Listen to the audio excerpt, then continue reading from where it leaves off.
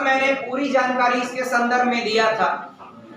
एक तो मैंने ये बताया था कि यूपी की जो स्थापना हुई है 1 नवंबर 1956। और डियर मैंने एक बात और बताया था, इसका एरिया बताया। एरिया कितना है? 228 ये आपका किलोमीटर का वर्ग।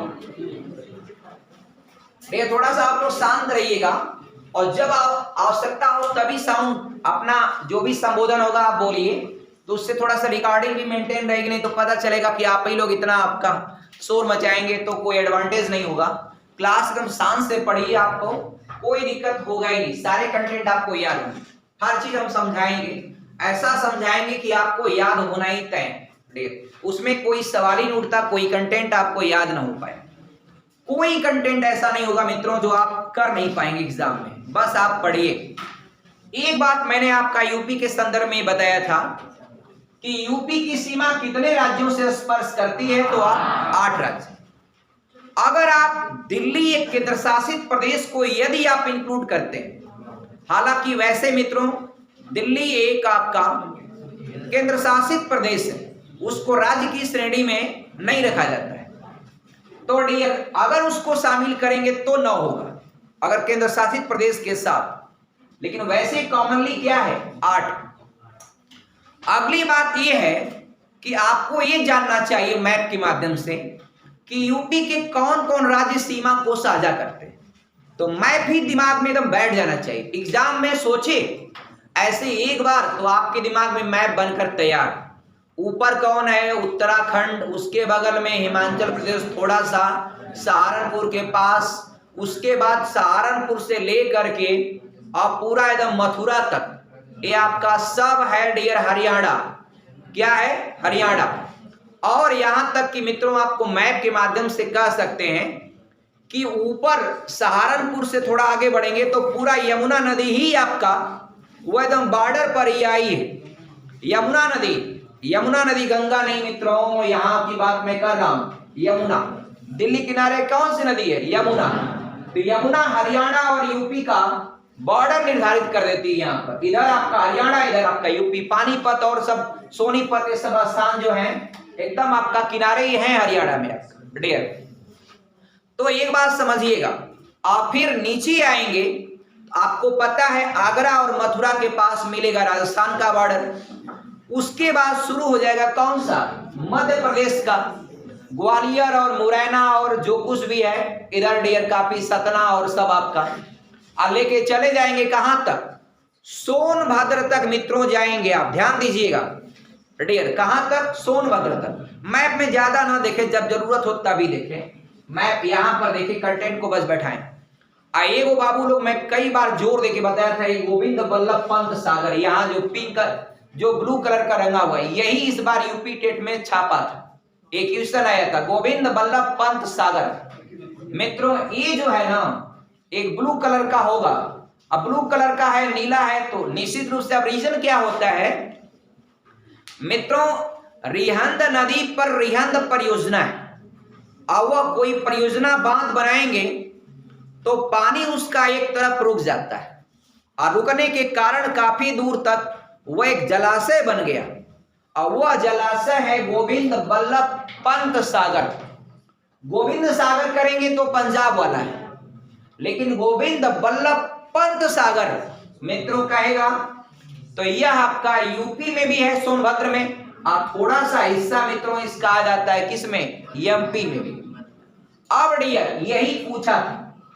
डियर एक बात और जरा ध्यान से सुनिएगा और समझिएगा, अगर आपको ये पूछता है कि यूपी का कौन सा सीमावर्ती राज्य सबसे ज्यादा सीमा साझा करता है, तो एमपी। आप देखिए ललितपुर को इतना घुमरिया की चारों से घोर के आपका डियर ये आपका राउंडिंग करके आपका गया हुआ है। All of you know that clearly. इसको आप बढ़ाएंगे, ओपन करेंगे तो कितना लंबा हो जाएगा, यहां से लेकर के पूरा यहां तक सोनभद्र तक। और सर कितना? राजस्थान पे इतना, हरियाणा कितना, हिमाचल प्रदेश का बहुत कम, उत्तराखंड का थोड़ा मोड़ा है, बिहार का भी ठीक ठाक है डियर। अगर उसको सीरियलाइज करेंगे तो थोड़ा हरियाणा बिहार में कंफ्यूजन है, थोड़ा मोड़ा का अंतर हो सकता है, बट लगभग अप्रोक्सीमेटली सेम लगभग दिख रहा है।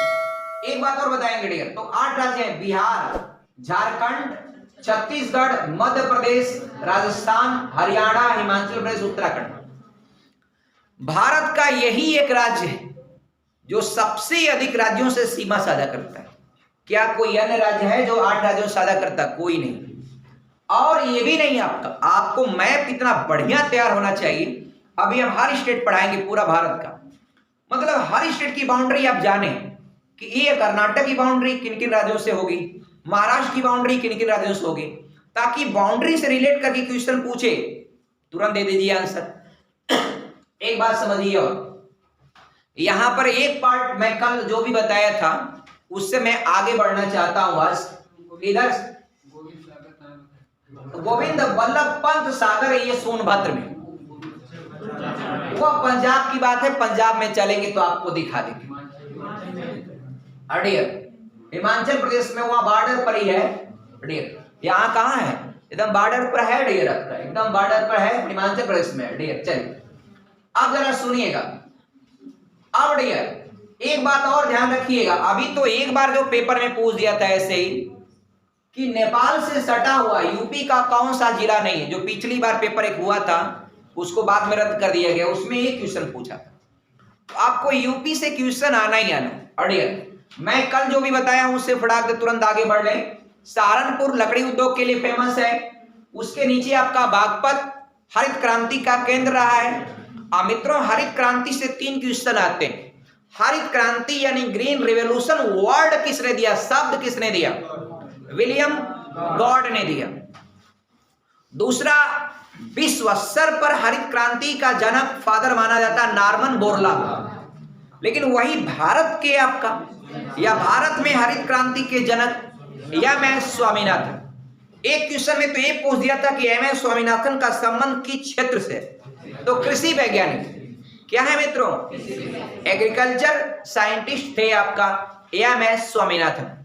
और नॉर्मन बोरलॉग की बात होती है तो वो अमेरिका से संबंध रखते हैं, हालांकि वो पैदा हुए थे मैक्सिको में, बाद में जाकर के अमेरिका में सेटल हो गए, तो अमेरिकन माना जाता है किसको? नॉर्मन बोरलॉग को। और डियर हरित क्रांति जो आई उसमें सबसे अधिक उपज जो किस फसल की बढ़ी थी? गेहूं की। गेहूं चावल खाद्यान्न का मान लेंगे, लेकिन गेहूं का सर्वाधिक लाभप्रद हुआ था। और डियर सबसे ज्यादा बेनिफिटेड राज्य हुए थे पंजाब और हरियाणा। आगे डियर पीलीभीत की बात मैंने बताया था, तराई बेल्ट है, नेपाल से आने वाली नदियां पानी वहां जम जाता है, तराई एरिया है पीलीभीत, पीला पड़ जाता है पानी जमते जमते डियर। आगे जरा देखिएगा, एक स्थान है यहां पर रामपुर, चाकू के लिए प्रसिद्ध है। Very good. और डियर एक जो मैंने बताया था यहां पर मित्रों डियर, ये जो मुरादाबाद है, मुरादाबाद पीतल के उद्योग के लिए क्या है? फेमस, पीतल का सामान वहां पर बनते हैं। उसके बाद मित्रों लखीमपुर खीरी में दुधवा नेशनल पार्क है, जो यूपी का एकमात्र टाइगर रिजर्व है। हालांकि इसके अलावा भी एक लायन सफारी है, वह शेर के लिए बना है। लायन सफारी मित्रों 2013 में पुलिस के एग्जाम में पूछा था, लायन सफारी 2010 या 13 लायन सफारी, वह यूपी के किस जिले में? इटावा जिले में लायन सफारी, याद रखिएगा। शेर वहां पर रखे जाते हैं, एक आपका संरक्षित एरिया बनाई गई है, वहां पर टूरिज्म भी लोग करते हैं। और मित्रों उसके अलावा जो है ये आपका एक स्थान पड़ता है यहां पर डियर, ये आपका पडरौना जो लिखा हुआ है एकदम बॉर्डर पर, तो पडरौना बल्कि आपका उसको आप कुशीनगर कह सकते हैं। कुशीनगर जो जिला है उसका मुख्यालय है पडरौना।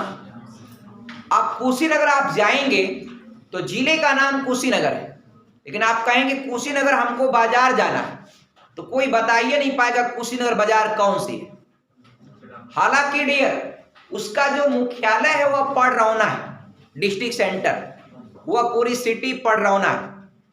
और डियर, हालांकि जहां महात्मा बुद्ध का प्राण त्यागा था उन्होंने, वो स्थान कुशीनारा मान लीजिए, इतिहास में बताया जाता है कसिया, उसको कसिया बोलते हैं। कसिया आज भी मार्केट है, आप सर्च करेंगे आपको मिलेगा। वहीं पर महात्मा बुद्ध ने अपना प्राण त्यागा था। महात्मा बुद्ध के संदर्भ में बहुत सारे क्वेश्चंस पूछा जाता है डियर। और महात्मा बुद्ध तो वैसे पैदा हुए थे मित्रों, लुम्बिनी कपिलवस्तु नेपाल में पड़ता है। और डियर वह बिहार से सटा हुआ था, तो उस समय आपका कोई बॉर्डर नहीं था, तो उनका एक राजा का जो साम्राज्य था, तो वहां से जब रथ से चले थे तो जंगल में आकर के सारथी को छोड़ दिया और वहां जंगल की ओर चले गए। वहां से चलते चलते वहां गए कहां पर, बिहार में। अब बिहार में आए तो बोध गया में ज्ञान की प्राप्ति हुई उनको। और डियर वो बोध गया में ज्ञान की प्राप्ति होने के फलस्वरूप वह चल करके आए थे कहां पर, सारनाथ में। और सारनाथ में उन्होंने अपना पहला उपदेश दिया। हाँ डियर, धर्म चक्र प्रवर्तन। और डियर जिस लैंग्वेज में दिया था वो भाषा थी कौन सी, पाली भाषा। और डियर महात्मा बुद्ध अपना सबसे अधिक समय व्यतीत किया था श्रावस्ती में। श्रावस्ती में, और श्रावस्ती में उनकी मुलाकात एक अंगुलीमाल डाकू से हुई थी। बाद में उन्होंने उसको भी अपना शिष्य बना लिया था, और अंगुलीमाल डाकू आपका डकैती छोड़ करके महात्मा बुद्ध का एक शिष्य हो गया डियर। ये होती है महान लोगों के बीच, उन लोगों में ये ताकत कि किसी भी आपका बुरे व्यक्ति को सही रास्ते पर लाने का काम उन्होंने किया। इसलिए डियर भगवान बुद्ध को द लाइट ऑफ एशिया कहा जाता है। आगे मित्रों बात करेंगे, ये सारे तराई बेल्ट के स्थान है, स्टेप बाय स्टेप लेते हैं। अयोध्या की बात मैंने किया, अब आपका फैजाबाद डिस्ट्रिक्ट नहीं है, पूरा एरिया आपका जो पूरा डिस्ट्रिक्ट अयोध्या के नाम से। और ये अंतर्राष्ट्रीय एयरपोर्ट है, और वहां पर जो मंदिर का नाम है, जो मंदिर हमारा बन रहा है वहां पर, वो मंदिर आपका डियर L&T कंपनी बना रही है। कौन सी कंपनी, L&T आपका लॉर्ड्स एंड टेब्रो डियर, वो कंपनी बहुत टॉप क्लास की कंपनी है। वही आपका मंदिर बनाने का पूरा आपका टेंडर है उसका, और बहुत शानदार मंदिर आपका बनाने का काम कर रही है। और डियर वो भी समस्या भी आपका समाप्त हो गया, अलग से जमीन मिल गई, और मुस्लिम भाई भी अपना दूर थोड़ा, और उनका भी मस्जिद का काम वहां चल रहा है। तो दोनों काम बहुत भव्य है आपका, और कितना अच्छा और ऐतिहासिक फैसला था सुप्रीम कोर्ट का डियर। कितने सालों का विवाद खत्म डियर, और आपसी सामंजस्य से सब लोग आपका आगे बढ़े डियर। आगे बढ़ते हैं डियर। अगला एक कंटेंट मैंने बताया था इधर, वाराणसी के संदर्भ में मैं बात करना चाहता हूं। तो वाराणसी का पुराना नाम जो है वह काशी, काशी डियर। और वाराणसी को घाटों की नगरी कहा जाता है, वाराणसी को, क्योंकि गंगा नदी के बाएं तट पर है वाराणसी, और पूरा काफी घाट और एक दूसरे से लगे हुए घाट है। और ये इतना सुंदर वहां का दृश्य होता है नदी के किनारे कि पूरे विश्व में वह फेमस है। और वहां पर एक काशी विश्वनाथ का मंदिर भी है, जिसको बहुत सारे फॉरेनर आते हैं वहां पर पर्यटन और टूरिज्म के लिए। तो ऐतिहासिक और एक बहुत ही सुंदर और आकर्षण होता है भारतीय संस्कृति का वह स्थान है कौन सा, वाराणसी। बाद में उसका नाम हुआ, पहले नाम था पहले काशी, बनारस, वाराणसी, ऐसे नाम आपका आगे बढ़ते हुए आप करिए। अगला और जरा सुनिएगा, 3 स्थान देखिएगा वाराणसी के पास। एक तो आपको मिलेगा सारनाथ, वाराणसी और मुगल सराय, एक स्थान है वहां पर मुगल सराय। मित्रों मुगल सराय का नाम बदल करके पंडित दीनदयाल उपाध्याय नगर कर दिया गया। अब डियर मुगल सराय जो है वह क्या है, एक बहुत बड़ा जंक्शन। क्या है, जंक्शन। मित्रों जंक्शन क्या होता है, स्टेशन क्या होता है, हाल्ट क्या होता है, तीनों में बेसिक अंतर यही होता है। हाल्ट जो होता है ट्रैक पर एक तरफ ऊंचा बना दिया जाता है उतरने के लिए, थोड़ा एक तरफ या 2 तरफ, और ये ट्रेन आती है, कोई लोकल ट्रेनें या पैसेंजर ट्रेनें ही वहां पर 2-4 मिनट के लिए रुकती हैं, फिर वो चली जाती हैं। बड़ी ट्रेनें आसानी से गुजर जाती हैं और हाल्ट पर एक आदमी वहां का स्थानीय को ठेका दे दिया जाता है कि आप यहाँ से टिकट साल भर का 20,000 30,000 जो भी रुपए में आपका एक बार तय कर लेता है वहां का आदमी कि हम 30,000 देंगे और साल भर वो टिकट अपना जितना चाहे उस स्टेशन से बेचता है। यही काम होता है हाल्ट का। स्टेशन जो है, जैसे मोहम्मदाबाद स्टेशन है, तो स्टेशन पर कई प्लेटफॉर्म बनाए जाते हैं, 1 2 3 4 ऐसे बनते हैं। अब अलग बात है कि कौन सा स्टेशन कितना बड़ा है, लेकिन जो जंक्शन होता है ना वो बहुत बड़ा, और उसमें आपका देखेंगे तो ट्रेन जब चलेगी तो पता नहीं चलेगा किस ट्रैक पर ले जाके रोकेगा, इतना ट्रैक बने होते हैं। तो मुगल सराय एक बहुत बड़ा जंक्शन, और उसी कारण जब ट्रेन आपका वहां से चलती है तो वाराणसी से मुगल सराय के बीच महज 10 किलोमीटर की दूरी, लेकिन वह 1 घंटे का समय ले लेती है ट्रेन।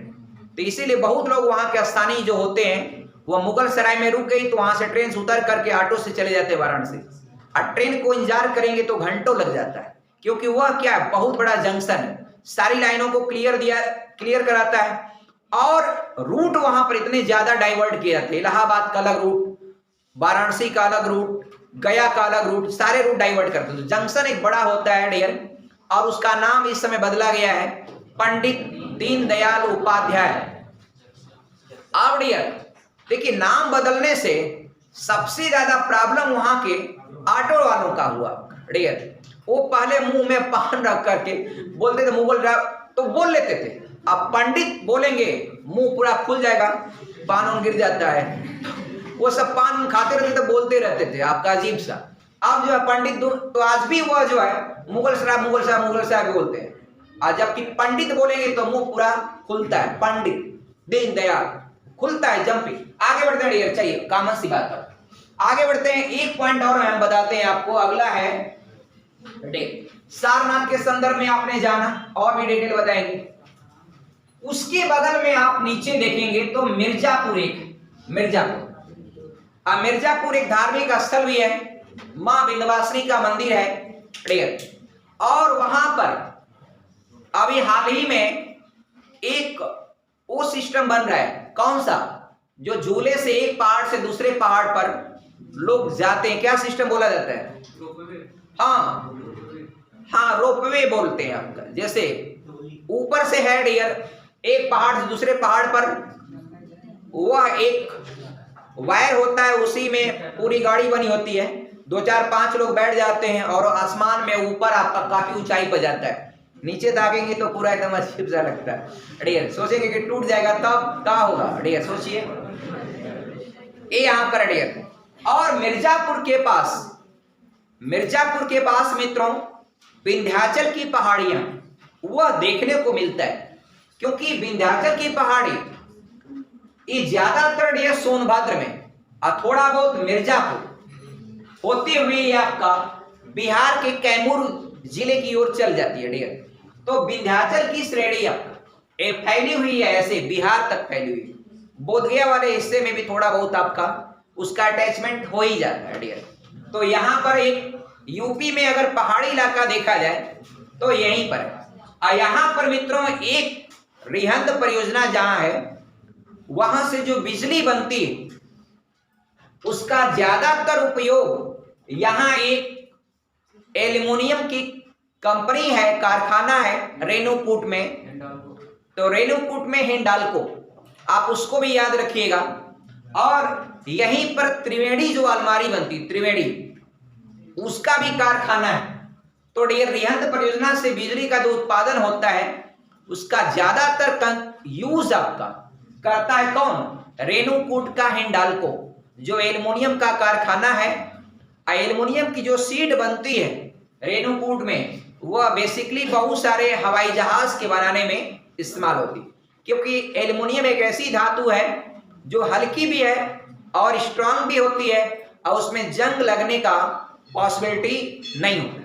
आगे बढ़ेंगे मित्रों, उसके बाद जो है प्रयागराज के बारे में। Prayagraj all of you know that dear, इसका पहले नाम था क्या, इलाहाबाद, अब इसका नाम पड़ गया है प्रयागराज। ये मित्रों फेमस है किसके लिए? अमरूद के लिए। अमरूद तो वहां इलाहाबादी अमरूद के लिए फेमस है। उसके अलावा वहां पर क्या है? विश्वविद्यालय, Allahabad university, that is the we can say that education का हब डियर। और एक समय था कि इलाहाबाद भारत के 70% आईएएस और पीसीएस प्रोड्यूस करता था, लेकिन वो ट्रैक अब घट करके काफी कम हुआ है। हालांकि अभी भी आपका वहां पर एक अच्छा इन्वायरमेंट मिलता है पढ़ाई के लिए।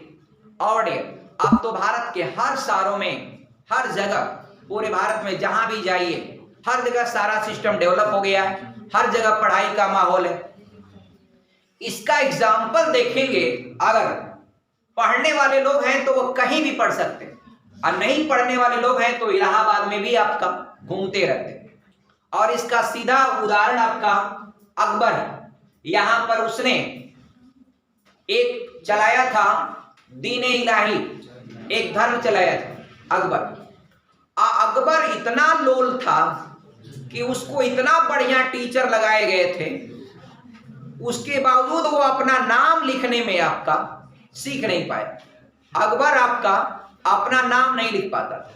बढ़िया सोचिए, तो वही चीज है आपका, टीचर कितना भी बढ़िया हो, स्टूडेंट अगर पढ़ना ही नहीं चाहेगा तो शिक्षण कार्य तभी प्रभावी होता है जब स्टूडेंट पढ़ना चाहता है और टीचर पढ़ाना चाहता है। तो दोनों का सही कॉम्बिनेशन जब आपका प्रदर्शित होता है, तब शिक्षण विधियां आपका या शिक्षण पद्धति जो है वह क्या होती? सफल होती। प्रयागराज के बाद डियर है, एक पड़ता है कौशाम्बी। कौशाम्बी उसके बगल में। मित्रों कौशाम्बी में वहां से अशोक के जो अभिलेख थे वह कौशाम्बी से लाया गया डियर।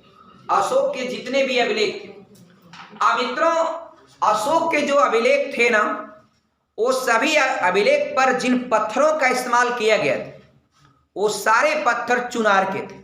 चुनार के, चुनार एक पड़ता है मिर्जापुर से थोड़ा हट के, वाराणसी वाले रूट पर ही है, मिर्जापुर वाराणसी के बीच में। चुनार के पास बहुत सारे पत्थर निकलते हैं। वो पत्थर काट काट करके लोग बहुत सारे पहले घर बनाते थे पटिया का। अब वो चलन थोड़ा कम हो गया, अब टेक्नोलॉजी अलग अलग हो गई। लेकिन आपका डियर अशोक के जितने भी अभिलेख हैं वह जिन पत्थरों पर लिखे गए हैं, बेसिकली वो सारे पत्थर जो है चुनार से, आपका चुनार के जो पत्थरों से काफी मेल खाते हैं। इसके अलावा डियर आगे बढ़िएगा तो आइए यूपी स्टेट की जो राजधानी है मित्रों वह लखनऊ। लखनऊ, अब लखनऊ में पहुंचेंगे तो आपका एक स्लोगन वहां का बड़ा फेमस है, मुस्कुराइए आप लखनऊ में। लिखा रहता है हर जगह डियर, मुस्कुराइए आप लखनऊ में। वाह क्या स्लोगन है डियर। लखनऊ आपका डियर, पता नहीं आप लोग कभी लखनऊ गए हैं डियर? शाबाश। लखनऊ के संदर्भ में बताऊं डियर, मैं लखनऊ में पढ़ाई किया हूं डियर, काफी समय तक पढ़ाई किया हूं लखनऊ में। लखनऊ बहुत मुझे आपका घूमने समझने, वहां की भाषा इतनी मधुर है, इतनी मीठी भाषा है। जैसे एक भाषा बिहार की जो मैथिली भाषा है ना, मैथिली भाषा में कोई अगर कुछ बोल भी देगा उल्टा सीधा वो भी इतना अच्छा लगता है। तो उसी तरह से लखनऊ वाली जो भाषा है और बिहार की मैथिली, बोथ आर आपका have similarity to each other. और लखनऊ मित्रों चिकन कढ़ाई या साड़ियों पर कढ़ाई का जो काम होता है, क्या बोलते हैं उसको? चिकन कढ़ाई। हाँ वही आपका डियर, जो साड़ियों पर काम जिसको बोलते हैं काम हुआ है, वह पूरा हैंडिंग से करके इतना बढ़िया काम होता है। तो वो काम में क्या है, लखनऊ आपका फेमस। लखनऊ मित्रों, लखनऊ की जो राजधानी, अरे लखनऊ इज द राजधानी ऑफ यूपी स्टेट। तो लखनऊ जो राजधानी है यूपी की, वह अगर कभी नदी पूछता है कि कौन सी नदी के किनारे है, तो आप गोमती रिवर बताइएगा, गोमती रिवर। और मायावती जी की सरकार थी इससे पहले, तो आपको पता है वहां पर एक गोमती नगर बसाया था उन्होंने। गोमती नगर उन्होंने बसाया था, डेवलप किया था। उसके अलावा मित्रों वहां पर एक पार्क बना है जो वास्तव में ऐतिहासिक पार्क है, जिसका नाम है अंबेडकर पार्क। आप जाइए, घूमिए, पहुंच जाएंगे तो जैसे लगेगा कि लंदन में ही आप पहुंच गए। इतना खूबसूरत पार्क, ठीक है। वैसा पार्क तो ठीक है, बहुत खूबसूरत पार्क है अंबेडकर पार्क, ठीक है। गजब का सौंदर्य है उसका। हम लोग जब लखनऊ में पढ़ते थे ना, जब मौका लगा, ठीक है, चलिए अंबेडकर पार्क में एक बार एंट्री कर लिए ना, आप घूमते रह जाइए, शाम तक घूम ही नहीं पाएंगे। इतना सुंदर रेडिश लालापन लिए पत्थरों से ज्यादातर बनाया गया, ठीक है। बहुत ज्यादा, काफी बड़ा पार्क है अंबेडकर पार्क। लोहिया पार्क भी है मित्रों, वहां पर एक लोहिया पार्क भी है। और वहां पर इसके अलावा जो आपको पूछता है, एक लखनऊ जो है डियर मित्रों, वह नवाबों की नगरी कहा जाता है, नवाब। और वहां के नवाब थे नवाब वाजिद अली खान, अली शाह, वाजिद अली शाह, ये वहां के नवाब। इनकी पत्नी का नाम जानते हैं, बेगम हजरत महल।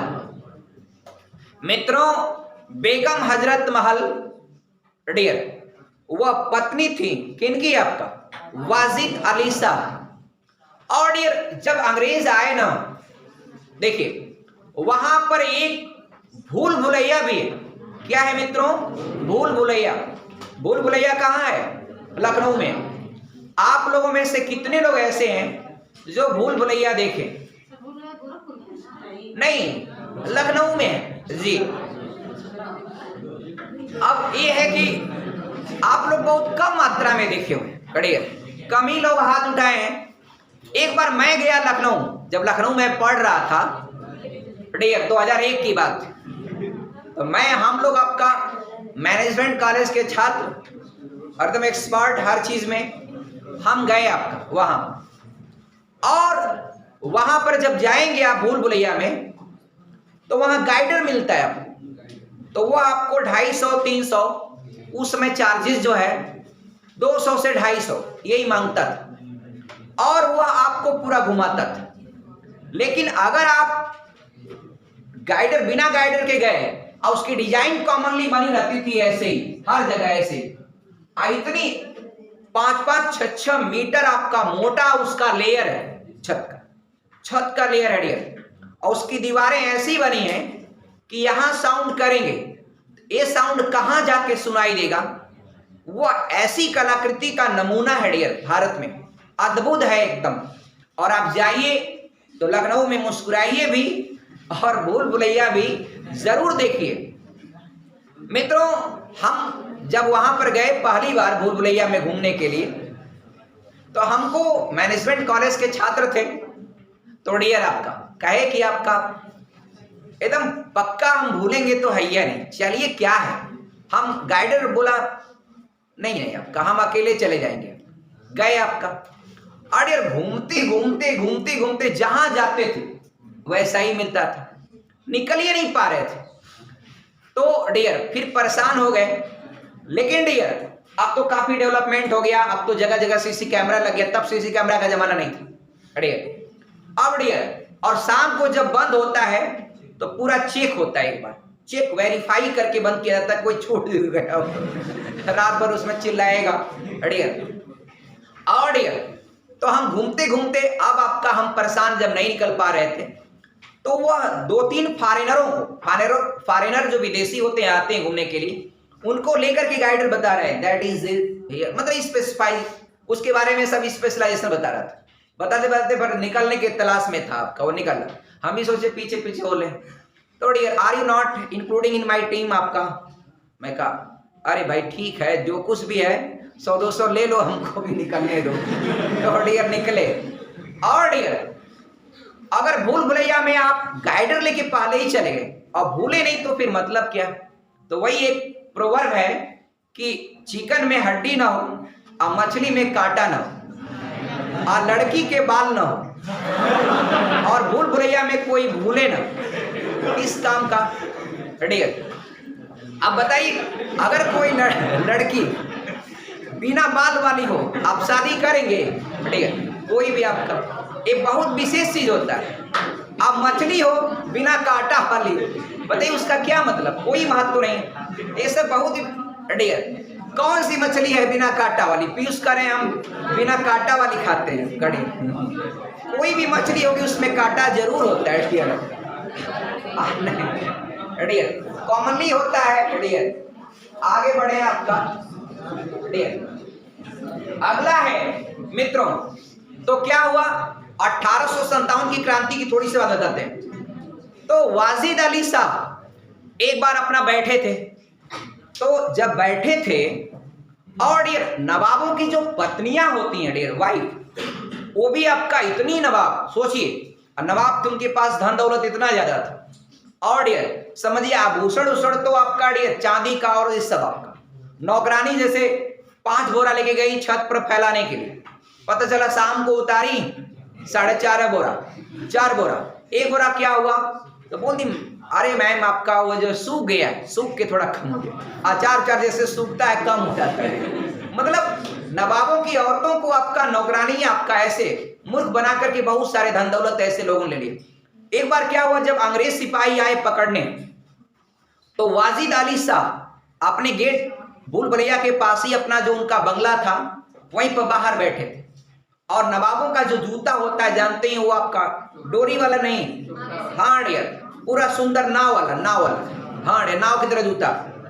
अब एक गोड़ में नौकर ने जूता पहनाया था अभी, तब तक पुलिस आ गई, ब्रिटिश पुलिस, वो आज अंग्रेजों की गुलामी की बात है, तब तक वो नौकर देखी सब साहब पुलिस आ गई, नौकर सब भाग गया, और वो वाजिद अली साहब वैसे आपका एक जूते में पहने, आप कड़े एक पैर में जूता, दूसरे में पहने ही नहीं, अपने से नहीं पहन रहे हैं, और ये बैठे रह गए। तब तक ब्रिटिश वाले आ गए, पुलिस पकड़ ले गए, उनको पकड़ ले गए मित्रों, नवाब थे आपका, और उन्होंने कहा, तो पूछा आपका अंग्रेज सिपाहियों ने कि आप क्यों नहीं भाग गए, तो उन्होंने कहा कि क्या करें, एक जूता पहने थे एक पैर में, एक नौकरों ने पहना है नहीं, तो ये नवाब ये होते हैं। तो वही आपका बार बार आपको एग्जाम्पल दिया जाता है समाज में, एकदम नवाब हो गए हैं, मतलब कोई काम, तो नवाबों का ये आपका जो है विरासत थी पहले जमाने में। और फिर क्या हुआ, उनको जेल में जब बंद किया गया, तो उनके पास 5-6 ऐसे पागल टाइप में सड़े हुए कुत्ते उत्ते उसके कमरे में आपका उनके कैंपस में डाल दिया गया। जो नवाब इतना हाई पोटेंशियल का, उसके सामने सड़े हुए 2-4 कुत्ते उत्ते रहे, फिर वह जेल में ही मर गए। जेल में कौन मर गए, वाजिद अली साहब। तब उनकी पत्नी ने 1857 की क्रांति में लखनऊ का जो नेतृत्व किया था वह बेगम हजरत महल ने किया। किस मुस्लिम महिला ने 1857 की क्रांति का लीडरशिप किया था लखनऊ से, तो वह बेगम हजरत महल, वह पत्नी थी या बेगम थी किसकी, वाजिद अली साहब। ठीक है, इसीलिए मित्रों आज भी वहां पर एक बहुत बड़ा पार्क है जहां पर खास तौर पर रैलियों का आयोजन होता है। उस पार्क का नाम है बेगम हजरत महल पार्क। आप लोग भी कभी रैली में जाते होंगे, क्या आज ऐसे बोलते हैं कि रैली है, कहाँ है भैया, बेगम हजरत महल पार्क। वो बहुत बड़ा पार्क है, उन्हीं के नाम पर बनाया गया। तो क्योंकि उन्होंने आपका अंग्रेजों से 1857 की क्रांति में बहुत बढ़िया आपका रोल अदा किया। क्यों, क्योंकि अंग्रेजों से उनको बदला लेना था अपने पति का। उनके पति को जेल में बंद कर दिया था और जेल में बंद आपका उनकी मृत्यु हुई थी, वाजिद अली साहब। तो ये नवाबों की कहानी है डियर। आगे बढ़ेंगे और जो कंटेंट है डियर, उसके आगे लखनऊ से मात्र 80 किलोमीटर आगे बढ़ेंगे। लखनऊ गोमती नदी किनारे पर है, लेकिन कानपुर जो है मित्रों वो आपका गंगा नदी के किनारे पर। कानपुर मित्रों, कानपुर डियर एक गंगा नदी के किनारे पर है मित्रों। कौन सी नदी, गंगा नदी। अब बीओडी मान एक क्वेश्चन आता है, खासतौर पर टेट सुपर टेट में आता है, ज्यादातर हर एग्जाम में आता है डियर, ऐसा कुछ नहीं। ये बीओडी मान मित्रों, आप बीओडी मान को जो कभी कभी पूछता है मित्रों कि बीओडी मान होता क्या है, बायोलॉजिकल ऑक्सीजन डिमांड। अब किसी पानी का बीओडी मान अगर बोला कि हाई ज्यादा है, तो मित्रों बीओडी मान अगर ज्यादा है, it means that water is fully polluted, वह वाटर क्या है, पोल्यूटेड है। किसी पानी का बीओडी मान बढ़ना, वाटर यानी पानी क्या है, प्रदूषित है। क्या मतलब है कि मतलब उसमें बायोलॉजिकल ऑक्सीजन की डिमांड हो रही है, ऑक्सीजन उस पानी में क्या है, कम है। तो किसी पानी की शुद्धता उसमें ऑक्सीजन लेवल से मेजर किया जाता है, इसलिए किसी भी वाटर का पोल्यूटेड लेवल को वेरीफाई करना होता है। तो मित्रों फाइंड करते हैं बीओडी मान। अब बीओडी मान और एक और होता है डीओ मान। तो बीओडी जो होता है मित्रों, ये आपका बीओडी, तो BOD is inversely proportional to DO. ये डीओ क्या होता है, डीओ का मतलब होता है डिसॉल्व ऑक्सीजन। डिसॉल्व माने क्या होता है, घुला हुआ ऑक्सीजन। अब मित्रों किसी वाटर का अगर डीओ मान ज्यादा है, इसका मतलब वो वाटर क्या है, अच्छा है। डिसॉल्व ऑक्सीजन अच्छी बात है, डीओ मान ज्यादा है, इट मींस उसमें डिसॉल्व ऑक्सीजन क्या है, ज्यादा है। तो डिसॉल्व ऑक्सीजन ज्यादा है तो भाई अच्छी बात है, ऑक्सीजन है, बढ़िया है।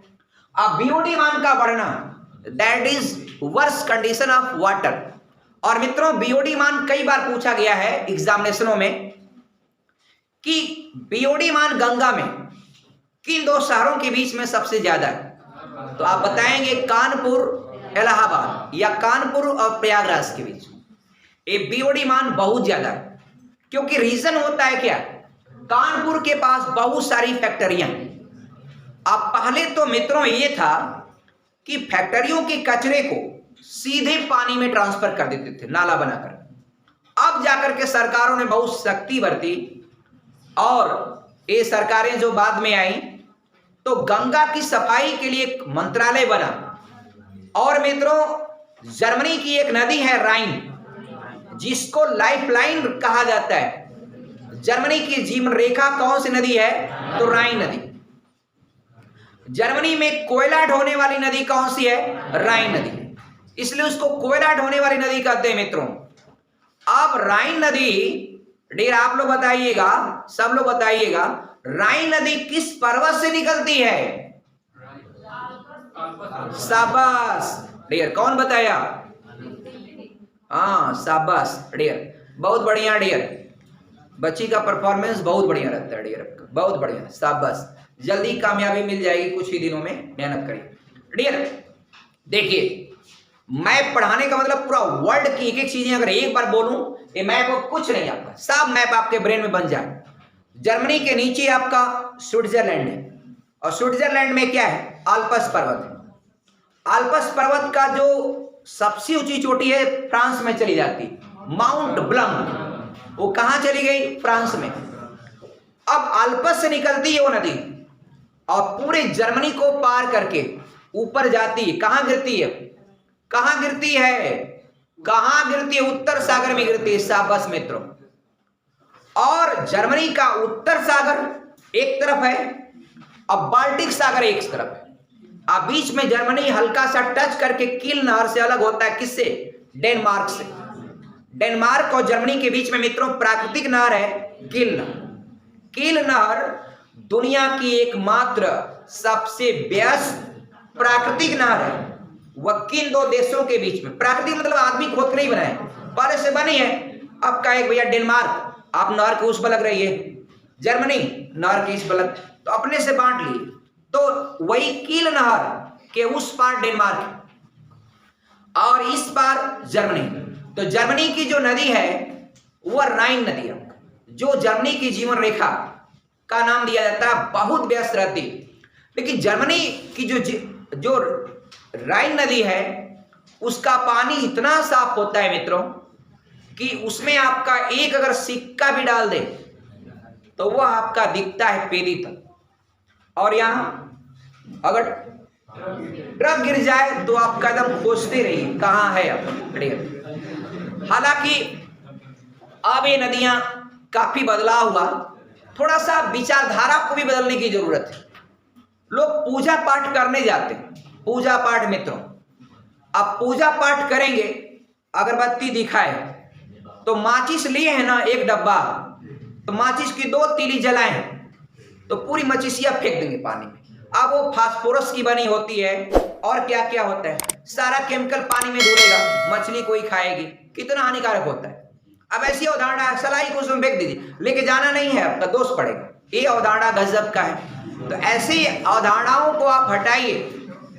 और नदी में लोग जाते हैं पूजा पाठ करने, तो जितना कुछ कचरा रहेगा, कोई पूजा पाठ करता है मित्रों, तो क्या करते हैं, पूजा हुआ, अब कुछ लोग कहते हैं पुरोहित ये सब उठा के इधर उधर मत फेंकिएगा, बढ़िया जगह कहाँ, नदी में। अब पूजा हुआ, जितना भी बांस डंडा राखी, हाँ डियर, जितना भी उसमें कचरा जुड़ा हुआ सब बटोरा, पूजा स्थल को साफ किया, नदी में फेंक दिया। ये अवधारणाएं जो है बिल्कुल मित्रों बदलनी चाहिए, ऐसी चीजें नहीं होना चाहिए। नदी में आप जाइए, कभी भी कोई प्लास्टिक की चीजें ना फेंकें।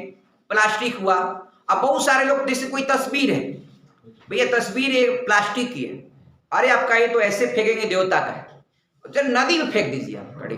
तो ये सब अवधारणाएं जो है शुड बी फिनिश, खत्म होना चाहिए मित्रों।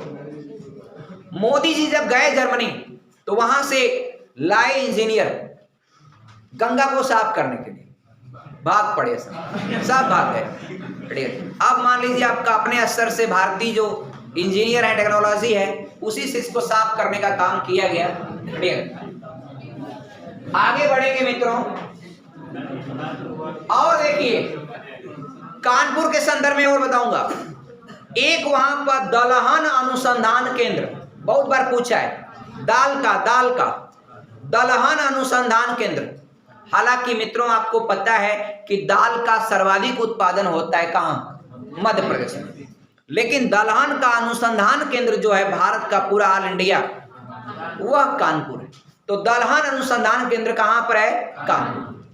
मित्रों IIT college, Indian institute of technology, भारतीय प्रौद्योगिकी संस्थान, आईआईटी कहां है, कानपुर। तो आप याद रखिएगा। और कानपुर मित्रों चमड़ा उद्योग के लिए फेमस है।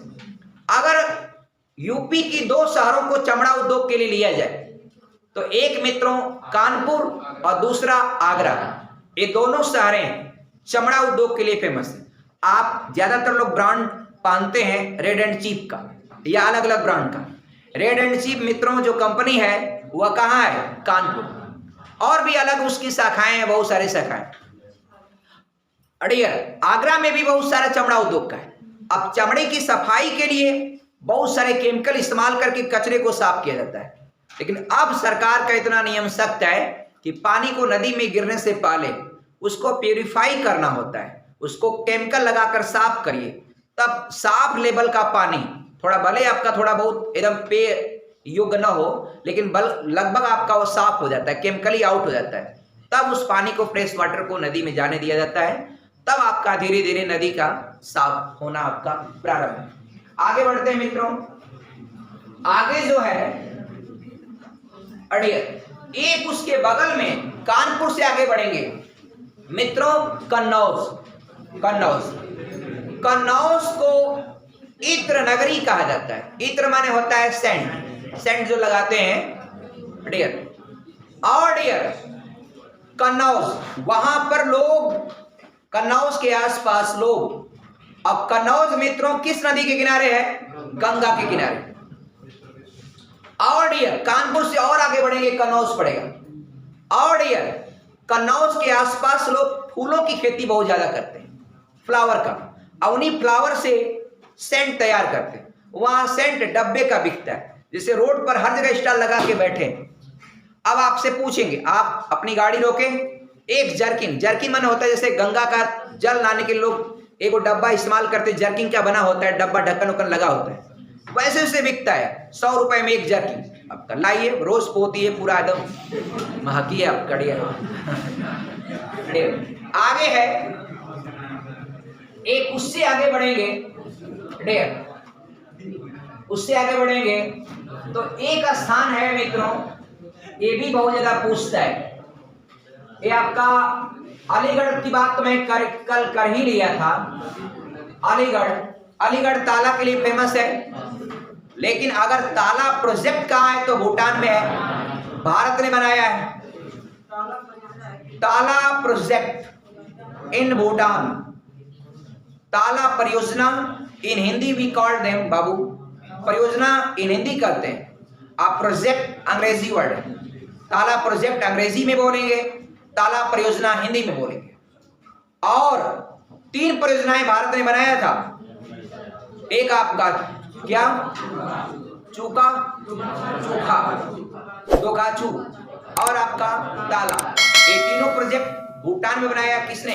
भारत ने। बिजली के उत्पादन के लिए तीनों प्रोजेक्ट बनाए गए। मित्रों, एक जो शहर है फिरोजाबाद, अब इसको सुहाग नगरी कहा जाता है। सुहाग नगरी, तो सुहाग नगरी क्यों कहा जाता है? चूड़ियां, बेंगल डियर, चूड़ियां मित्रों वहां बहुत ज्यादा बनती है। मित्रों, भारत में 2 ही शहर हैं, एक बेलगाम कर्नाटका। बेलगाम कहां पड़ता है? कर्नाटका में। चूड़ी का वहां भी बहुत ज्यादा फैक्ट्रियां हैं चूड़ी का। कहां? बेलगाम पड़ता है मित्रों, कहां? कर्नाटका में, बेलगाम। और डियर भारत में दूसरा स्थान एक है, यूपी का कौन? फिरोजाबाद। चूड़ियों के उत्पादन के लिए फेमस है। आज चूड़ी को कहते हैं सुहाग नगरी। डियर देखते होंगे कोई लड़की जब शादी हो जाती है तो शादीशुदा लोगों के हाथों में देखेंगे तो चूड़ियां जरूर रहती हैं। और डियर भारत में एक कस्टम है डियर, फिल्मों में भी देखा होगा कि जिस पत्नी का पति आपका एक्सपायर हो जाता है या डेथ हो जाती है तो उसके चूड़ियों को फोड़ दिया जाता है, मतलब सुहाग उसका चला गया। ऐसा देखा होगा फिल्मों में, वास्तव में भी ऐसा होता है। ऐसा होता है, मतलब स्थानीय स्तर पर भी ऐसा होता है, चूड़ियों को फोड़ा जाता है। अच्छा डियर, तो ये जो है आपका एक रिवाज टाइप में है, हालांकि उसका कोई मतलब नहीं, आदमी वैसे ही दुखी, चूड़ी फोड़ना ये सब आपका, उसमें कस के मार देता है 2 चूड़ी उसमें भी धस जाए, फालतू काम आप करिए। अरे वैसे ही आपका वो तो सिम्बलाइज, हर कोई आदमी दुखी हो जाता है तो कौन अपन। मगर मित्रों एक ग्लास के लिए आपका अच्छा उद्योग है, कहां पर? फिरोजाबाद। तो फिरोजाबाद आपका सुहाग नगरी या चूड़ी या बेंगल्स। और डियर एक वहां है, कहां? कर्नाटका का बेलगाम। बेलगाम डियर, बेलगाम में भी एक अधिवेशन भी हुआ था। कौन अध्यक्ष था? महात्मा गांधी। महात्मा गांधी ने एक ही अधिवेशन की अध्यक्षता किया है डियर 1924 में। शाबाश आराधना सिंह। डियर 1924 में किया था महात्मा गांधी ने बेलगाम के कांग्रेस, भारतीय राष्ट्रीय कांग्रेस का अधिवेशन की अध्यक्षता। और गांधी जी सिर्फ एक अधिवेशन की अध्यक्षता किया था, कौन? बेलगाम कर्नाटका। आगे बढ़ेंगे मित्रों डियर, आगे बढ़ेंगे। अब आ जाइए आगरा। थोड़ा सा आगरा के बारे में और बात करते हैं। मथुरा, आगरा, थोड़ा बहुत बात कल बताए थे। आगरा में मित्रों ताजमहल, ताजमहल कुतुब मीनार से ऊंचा। कुतुब मीनार 72 मीटर, ताजमहल 73। और मित्रों ताजमहल जो है वह किसने बनवाया? शाहजहां ने बनवाया। और डियर शाहजहां की 2 ही इमारत बहुत ज्यादा फेमस है, एक ताजमहल, एक लाल किला। ताजमहल और लाल किला। ताजमहल को बनवाया था शाहजहां ने। डियर किसकी याद में? अपनी बेगम मुमताज, हाँ डियर, उसकी याद में बनवाया था। और डियर यह एक ऐतिहासिक धरोहर है। और ताजमहल में जिन संगमरमर का इस्तेमाल किया गया था वो संगमरमर थे मित्रों कहां के? मकराना के। और संगमरमर में सबसे सर्वोच्च कोटि का संगमरमर होता है कहां का? मकराना का। मकराना पड़ता है राजस्थान में। मकराना राजस्थान में किस झील के बेहद करीब? सांभर झील के बेहद करीब। उसको याद रखिएगा डियर। और सबसे नंबर 1 कोटि का जो संगमरमर होता है वह मकराना का ही होता है। तो डियर एक तो ताजमहल है, एक मित्रों वहां पर आगरा में पागल खाना भी है। पागल खाना, और पागल खाना है डियर आगरा में भी है, रांची में भी है, गोरखपुर में भी। तो डियर अब हर जगह थोड़ा थोड़ा बन रहा है। अच्छा, मतलब पागलों की संख्या बढ़ रही है, इसका मतलब। मित्रों देखिए वास्तव में देखा जाए लॉकडाउन की परिस्थितियां आपका ज्यादातर लोगों को स्ट्रेस कर दिया। बेरोजगारी में इतने ज्यादा लोग स्ट्रेस में चले जाते हैं, नौकरी मिल नहीं रही है, तमाम दिक्कत है। एक कॉमन आंकड़े के अनुसार देखा जाए तो भारत में भी, हिंदुस्तान में भी लगभग 30 से 40% लोग किसी न किसी तरह से मानसिक रोगों से ग्रस्त होते हैं।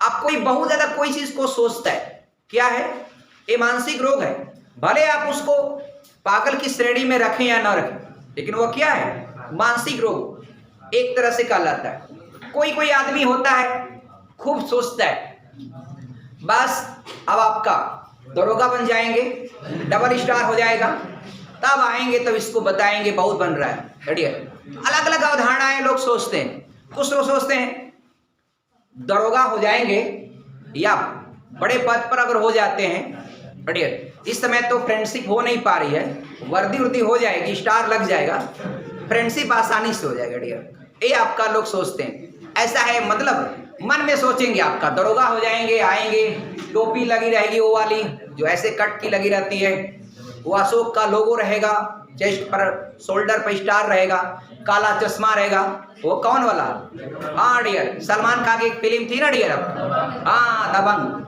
तो डियर फिर सारा काम आपका क्या हो जाएगा, आसान हो जाता है। डियर अलग अलग मन की धारणाएं होती, ऐसी धारणाओं को रखने वाले लोग कहीं न कहीं किसी न किसी तरह से क्या हो जाता है, मतलब दिमाग हमेशा उनका आपका वो अपने को अटेंशन में ला ही नहीं पाते।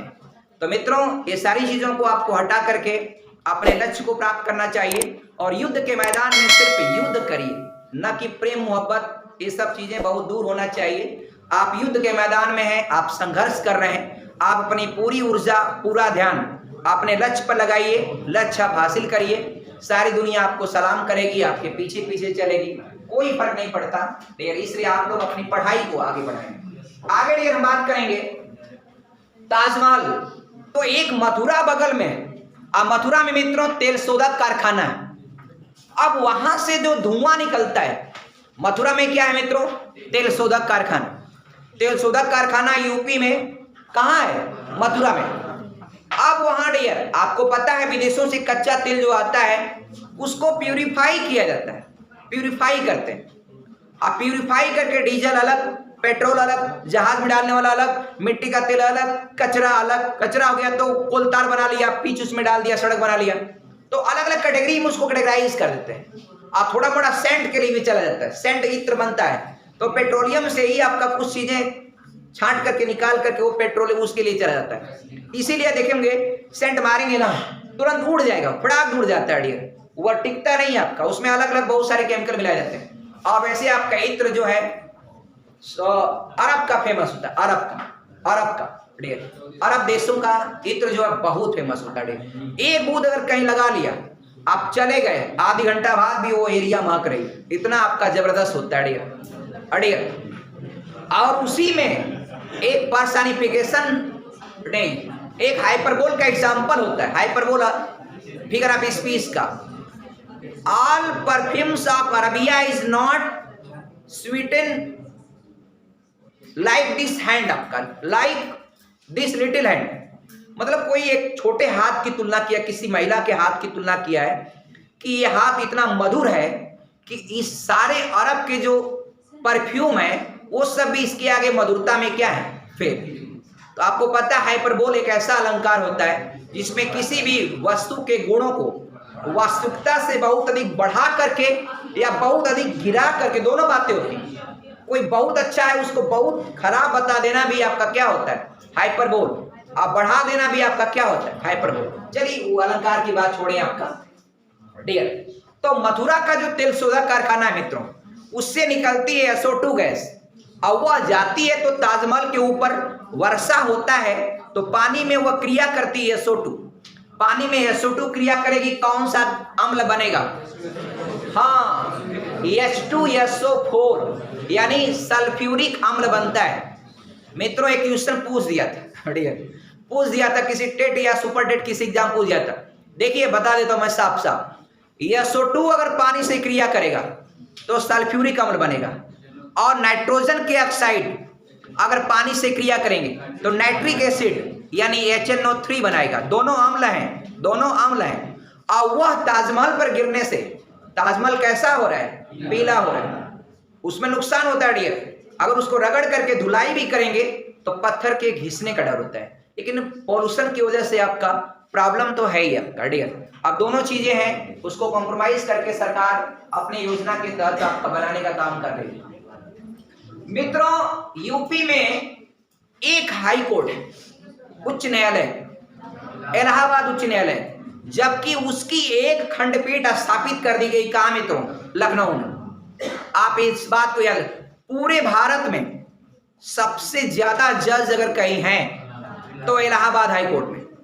मित्रों, सबसे ज्यादा जजों की नियुक्ति होती है कहां, हाई कोर्ट इलाहाबाद। रीजन क्या है, पॉपुलेशन यूपी का ज्यादा है। अब जहां पॉपुलेशन होगा वही ना झगड़ा होगा। हाँ डियर, अब यूपी में देखिए बात बात में झगड़ा, देख लेंगे, आपको समझा देंगे डियर। हर बात में हर इंसान एक दूसरे को समझाने के चक्कर में पड़ा रहता है। बस हम अभी आपको बता देते हैं, 2 मिनट रुकिए, एकदम आपका, हाँ एकदम आपका डियर।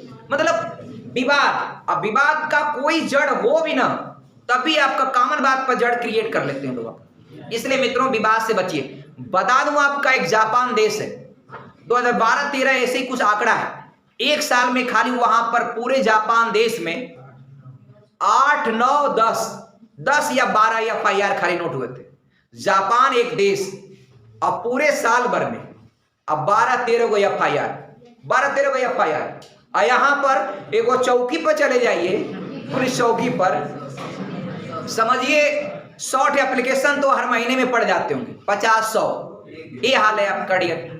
अब बताइए, जापान से तुलना कर रहे हैं मित्रों। जापान में किसी व्यक्ति को हथियार का लाइसेंस नहीं मिलता है, जैसे कोई पिस्टल, राइफल, बंदूक। और यहां देखिए, कोई आपका नेता है तो 5, 6, 10, 12 एकदम अगल बगल लेकर एकदम खड़े रहे, जैसे लग रहेगा ढेर, भले आपका उसको उतना खतरा हो ना हो, मतलब एक फैशन बन गया है गनर लेके चलना आपका एकदम। और जहां पहुंचेंगे, हाँ दमदार आदमी लग रहा है, अरे डियर, मतलब डियर क्राइम भी वैसे बढ़ता है। तो अब जापान में देखिए, वेपन्स रखना कितना खतरनाक है डियर, जैसे वेपन्स होना नहीं चाहिए। जापान लाइसेंस देता ही नहीं।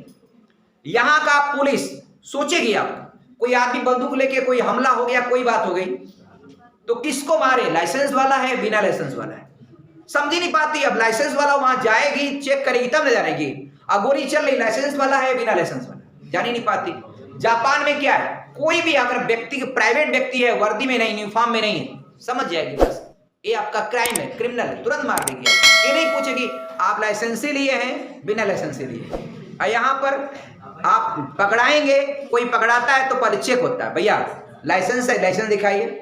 जब नहीं दिखा पाएंगे तब आपको जो भी आर्म एक्ट होता है उसके तहत। तो जापान मित्रों देखिए, किसी भी देश को आगे बढ़ाना है, आप अपने परिवार को आगे बढ़ाना चाहते हैं, तो मैं इतना जरूर बताऊंगा कि आप हमेशा क्राइम से, अपराध से, विवाद से एकदम बचिए। अगर आप बचेंगे आप उन्नति करेंगे। जापान कितना आगे है, यहां पर सब लोग मुकदमे से परेशान है, झगड़ा से, कोई बात का कोई हल नहीं, 50 साल चलता रहेगा, फिर वही बात आपका बेवजह, आपका छोटी छोटी बातों को लेकर के लोग आपका कोर्ट में मुकदमा चल रहा है आपका डियर। भारत में देखिए आपका, और डियर प्रक्रियाएं भी आपका काफी लंबी हो जाती हैं, district court, high court, supreme court, तब तक आदमी का डियर। तो ये सब होता है डियर, बहुत सारी चीजें हैं dear. Always we should away from this. तो डियर आज की क्लास में बस इतना ही। ओके,